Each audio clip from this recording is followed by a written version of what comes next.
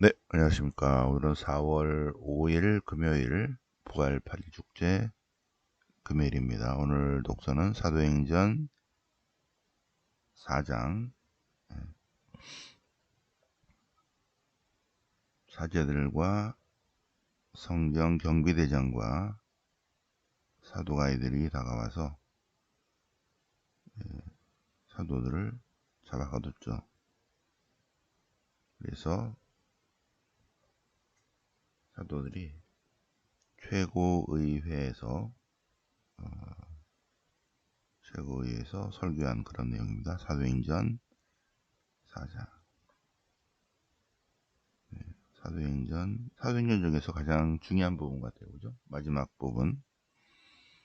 네, 우리에게 주어진 이름 가운데서 우리가 구원받는 데 필요한 이름은 오직 그리스도 예수님밖에 없습니다. 예수님 말고는 어느 누구에게도 구원이 없습니다. 그분만이 구원자이십니다. 그분만이 구원자입니다. 아주 중요한 12절, 4장 12절입니다. 사도행전에서 가장 중요한 내용 같아요. 4장 12절. 네, 바로 그 앞에 예수님은 모퉁이 머릿돌이십니다. 시편 118편을 베드로 사도가 성령으로 가득 차서 시편 118편을 얘기합니다. 집 짓는 이들이 내버린 돌, 모퉁이의 머릿돌이 되신 분입니다. 그분은. 자, 오늘 복음은 요한복음 21장 부록 내용이죠. 일곱 제자에게 발행하신 그런 내용입니다. 자, 성경 본문 볼까요? 사도행전 4장 베드로와 요한이 최고의회에서 증언합니다. 베드로와 요한이 백성들에게 가르칠 때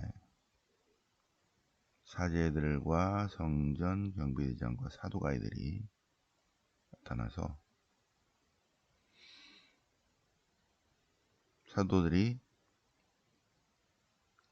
부활에 관한 것을 하고 있을 때 그 얘기를 듣고 사도들을 붙잡아서 감옥에 가두었다.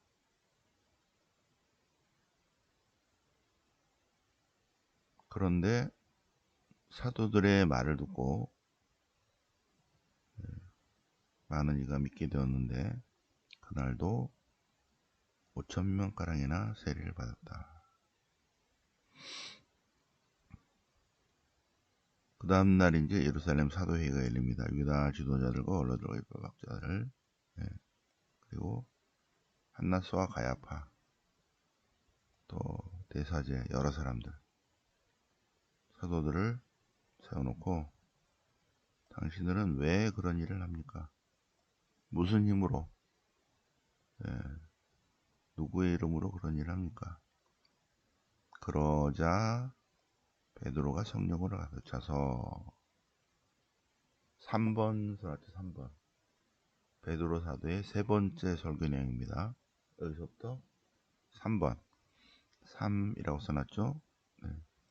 여기서부터 여기까지가 베드로 사도의 세 번째 설교 내용입니다. 세 번째 설교 내용. 백성의 주도들과 원로 여러분,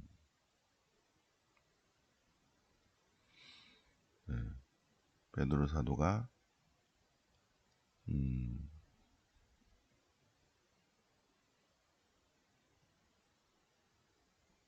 예수님의 이름으로 치유한 일이 있죠, 그죠? 그래서 사람이 앉은 애가 벌떡 일어났어. 그런데 베드로 사도가 저 사람이 저렇게 된 것은 나자렛 사람 예수 그리스도의 이름으로 곧 여러분이 십자가에 못 박았지만 하나님께서 죽은 이들 가운데서 다시 일으키신 그분의 이름으로 이 사람이 온전한 몸으로 서 있게 된 것입니다. 예수님은 집 짓는 자들이 내버린 돌, 그러나 그분은 모퉁이의 머릿돌이 되신 분. 시편 118편을 베드로 사도가 얘기합니다. 예수님은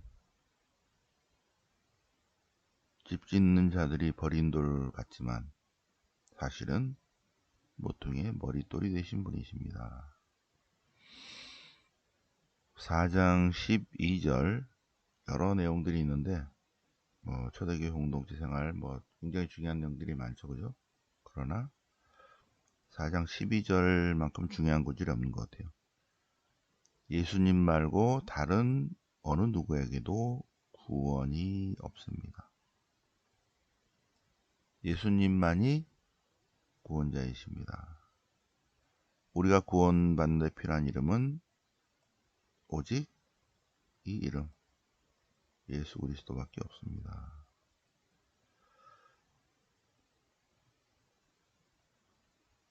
베드로 사도가 성령의 능력으로 이렇게 말을 하자 저 사람이 상당히 무식하고 평범한 사람인데 저렇게 논리적으로 얘기할까? 그런데 안전뱅이가 치유된 것도 바로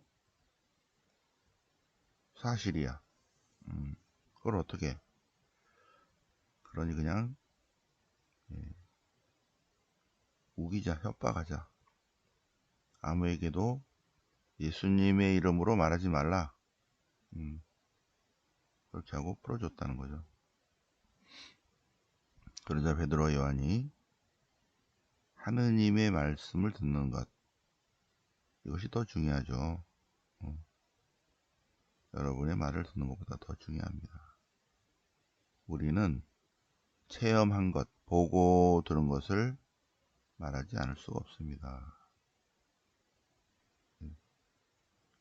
그래서 이제 풀려난 베드로와 요한이 동료들에게 가서 있었던 일들을 쭉 전해주고 기도합니다. 저들의 위협을 보시고 그럼에도 불구하고 주님의 말씀을 잘 전할 수 있도록 축복해 주십시오. 예수님의 이름으로 기적들이 일어나도록 축복해 주십시오 하고 기도했다는 거죠. 그죠? 초대교회 공동체 생활 32절 2장에도 있었죠. 초대교회 공동체 7가지 특징. 1번 사도들의 가르침, 형제적 친교, 빵을 떼어 나누는 성체 성사적 식사, 그리고 4번째 기도하는 공동체였어요. 네. 그러니까 많은 기적과 표적이 일어났고 사람들이 호감을 가졌고 7번째 신도수가 점점 늘었다. 그 중에 초대교회 공동체의 4가지 특징 중에 1번 사도들의 가르침, 2번 형제적 친교, 3번째 클라오, 빵을 떼어 나눔, 성체 성사적 식사, 4번째는 기도인데 이 내용은 2번입니다. 형제적 친교. 형제적 친교는 서로 나눈다는 거예요. 모든 것을 공동으로 소유하고 공동 소유. 주 예수님의 부활을 증언하고, 이거는 1번이죠. 사도들의 가르침. 자기가 가진 것들은 전부 다 사도들 앞에 내어놓고 서로 필요한 만큼 나누어 받았다. 사도들의 발 앞에 놓았다. 형제적 친교입니다. 형제적 친교. 초대교회 공동체는 형제적 친교의 삶을 살았다. 33절 사도들의 직접적인 가르침을 듣고 그리고 형제적 친교의 나눔의 삶을 살고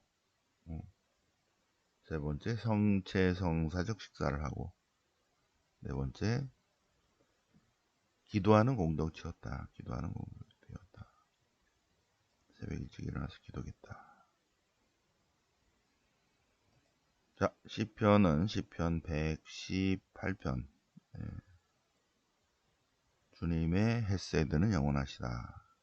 쭉 나오고 118편 22절 집 짓는 자들이 내버린 돌 그러나 그 돌이 모퉁이의 머릿돌이 되었다.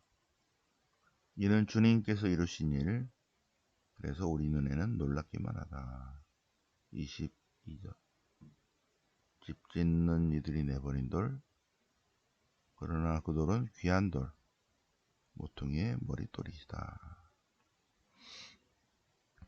시편 118편이구나. 요한복음 21장 요한복음은 1장부터 13장까지 12장까지 표징의 책 13부터 20 요 앞에까지 때의 책 순환의 때 곧 영광의 때입니다. 21장 부록입니다. 부록. 자, 부록에서 앞부분 일곱 제자에게 나타나시다. 일곱 제자. 예수님의 십자가 사건 이후에 제자들이 다 뿔뿔 흩어지고 원위치 3년 동안 공생활 늘 같이 다니던 제자들이 예수님의 십자가 사건 이후로 원위치 다 자기 직업으로 가버렸어요. 네. 시몬 베드로와 다른 제자들이 일곱 제자들이 그냥 자기 직업 그냥 업으로 다시 돌아갔어요. 시몬 베드로가 고기 잡으러 가겠다. 우리도 그냥 옛날 직업으로 다시 가겠다. 그러나 그들은 배를 탔지만 그날 밤에 아무것도 잡지 못하였다. 예수님 없이는 아무것도 안 되는 거죠. 아침에 새벽에 예수님이 물가에 서 계셨는데 그러나 제자들은 그분이 예수님이신 줄을 알지 못하였다. 부활하신 예수님은 이제 자유로우니까 이렇게도 저렇게도 나타나십니다. 부활하신 예수님께서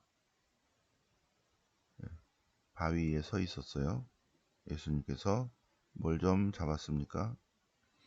하나도 못 잡았는데요. 한 100m 밖에 안 떨어져 있어요. 그물을 오른쪽으로 쳐보시오. 오른쪽. 행운의 오른쪽. 그래서 제자들이 주님의 말씀대로 했더니 그래서 제자들이 주님의 말씀을 행했더니 어떻게 했다? 고기가 너무 많이 걸려들었다. 그러자 예수님께서 사랑하신 그 제자가 주님이십니다 했다는 거죠. 네. 그들이 고기를 끌고 와 보니까 숯불이 있고 그 위에 물고기도 있고 빵도 있었습니다. 숯불 위에 물고기와 빵. 주님의 식탁입니다. 멘사 크리스티. 예수님께서 방금 잡은 고기 몇 마리 가져오라. 네.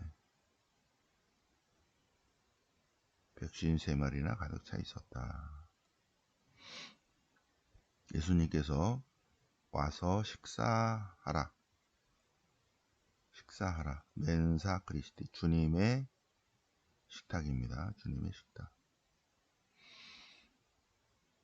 예수님께서 빵을 주시고 물고기도 이렇게 주셨다. 세 번째로 나타나셨다. 세 번째로.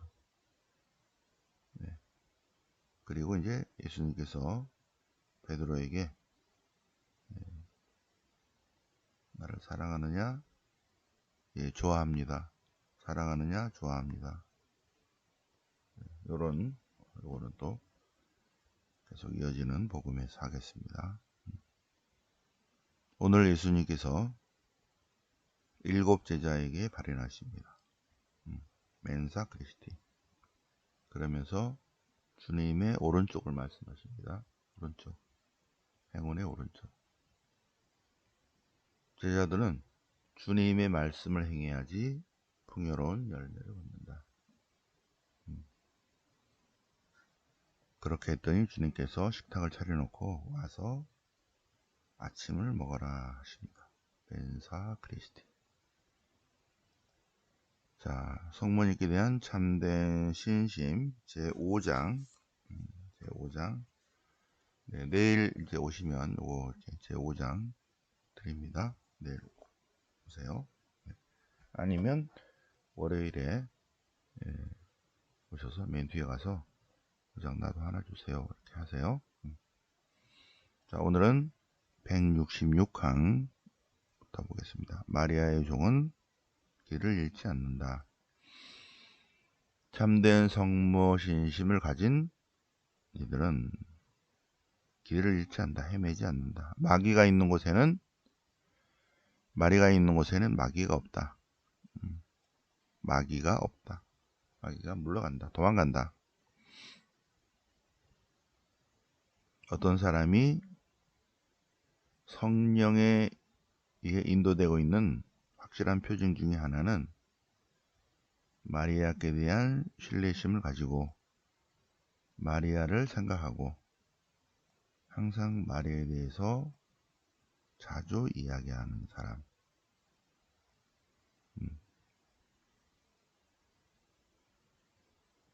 계속 성모님을 생각하고 성모님에서 얘기하고 그 다음 말이 아주 기가 막혀요. 그죠? 그래서 제가 일부러 이렇게 떼어놨어요. 우리가 호흡을 계속하고 있다면 아직 죽지 않았다는 표시다. 우리가 숨을 계속 쉬고 있다면 아직 죽지 않았다. 우리가 성모님을 자꾸 생각하고 있고 성모님의 사랑을 찾고 있고 성모님에 대해서 얘기하고 있고 늘 묵주기도를 하고 있으면 아직 죄에 대해서 죽지 않았다는 확실한 증거다. 166항 두 번째 단, 요거는 빨간 걸로 한번 올려주세요. 세상의 모든 이단을 물리치시는 분은 오직 성모님 분이시다. 그래서 참된 성모 신심을 가진 사람들은 이단에 넘어가거나 마귀 유혹에 빠지지 않는다. 혹시 빠졌다 하더라도 금방 일어난다. 자기의 잘못을 계속 고집하지 않는다. 넘어질 수는 있다. 실수할 수는 있다. 그러나 계속 그러고 있지 않다. 넘어져 있지 않다. 아, 이거 잘못했구나. 그러고 벌떡 일어난다는 거죠. 세상의 모든 이단을 물리치시는 분은 오직 마리아 뿐이시다. 167항도 굉장히 중요하죠. 자, 예수님을 진실하게 만나고자 하고 예수님과 일치하는 길로 나아가고자 하는 사람은 참된 성모 신심을 실천해야 된다. 참된 성모 신심의 길은 사람으로 태어난 지혜이며 우리의 머리신 예수님께서 깨우쳐주신 길이다. 예수님께서 깨우쳐주신 길. 예수님께서 가르쳐주신 길. 당신이 그 길로 왔어요. 예, 그래서 이 길이 가장 빠르고 안전한 길입니다. 예수님께서 가르쳐주신 길. 그리고 그 길은 성령 충만의 길이다. 그리고 우리를 예수님께 인도해주는 가장 빠른 길, 빠르고 안전한 길이다. 안전한 길이다 나오죠. 이 길은 좌우로 돌아가는 일이 없고 영생 자체이신 예수님께 우리를 똑바로 쫙 가게 하는 완전하고 안전한 길이다. 안전한 길. 밤낮으로 이 길을 걸어가자. 참된 성모신심의 길입니다. 참된 성모신심의 길을 예수님이 그 길로 세상에 오셨어요. 그래서 우리에게 제시하신 길이고 그 길이 예수님을 통해서 하나님께로 가는 가장 빠르고 안전하고 안전한 길이다. 자, 이거 참된 신심 제5장 약간 두꺼워요. 이렇게 되어 있으니까 아니면 참된 신심 이거를 책을 다 구입하시기 바랍니다. 이거 7,000원입니다. 구입하시고요. 자, 토요일날 오시거나 월요 성경에 오시면 말씀 노트, 새로 나온 말씀 노트예요. 굉장히 이쁘게 나왔죠? 드립니다. 2권씩 드리겠습니다. 자, 그러면 공지사항을 보면 어제 저녁에 이제 1박 2일 문화영성 피정하고 어제 저녁에 서울로 다 왔고요. 자, 내일은 토요 성모신심 첫 토요 신심입니다. 모두 오셔서 가정 성화를 위한 목주기도와 미사를 봉헌하시기 바랍니다. 내일 새벽에 또 뵙고 또 토요 성모신심 때 뵙겠습니다. 네, 영광이 성부와 성자와 성령께 처음과 지지 항상 영원히 아멘. 성부와 성자와 성령 이름으로 아멘.